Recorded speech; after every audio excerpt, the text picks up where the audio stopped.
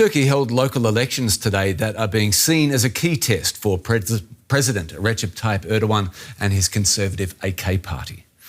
Vote counting is now underway and preliminary results are starting to trickle in.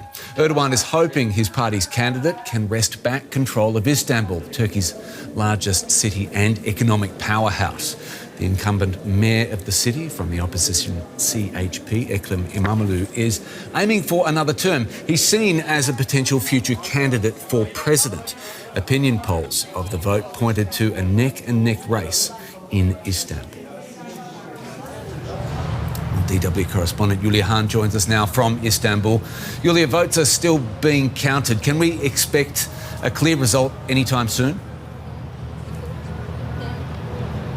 I think we might have to wait for that a little bit more. First results are now being reported.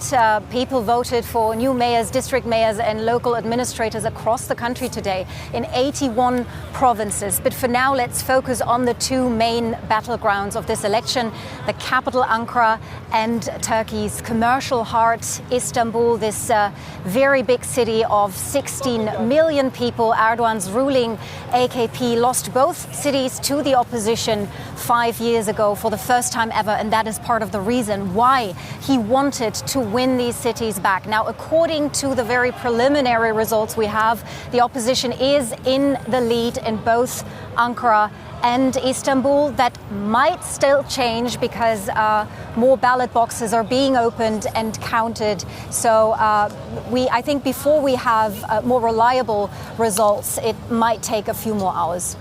Julia, as a global audience, we don't often tune in for local elections. What will these results tell us about Turkey's broader political landscape here? Well, it's local elections, but they are widely seen as very consequential for Turkey's national future, national politics.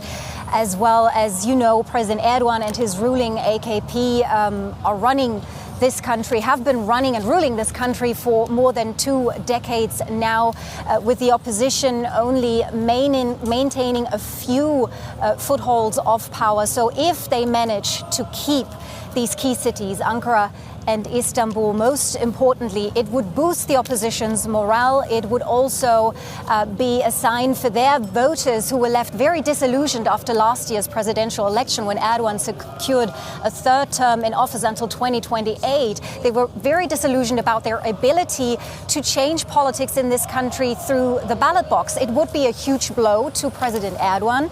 Istanbul especially is not only of strategic importance for him, it also has a personal value. This is the city where he grew up, where he started his political career as mayor in the 1990s. So that's why Istanbul is considered the biggest prize in Turkish politics. And if Ekrem İmamoğlu, the incumbent opposition mayor, manages to win the city again, experts say it would set him on track for being the next candidate against Erdogan or another candidate from the ruling AKP in Turkey's next presidential election scheduled for 2028. And briefly, Julia, how has the process been perceived this time? Do voters think it's been a fair one? Well, Turkey's elections, the last one in particular, was by international observers was considered as largely free but not fair.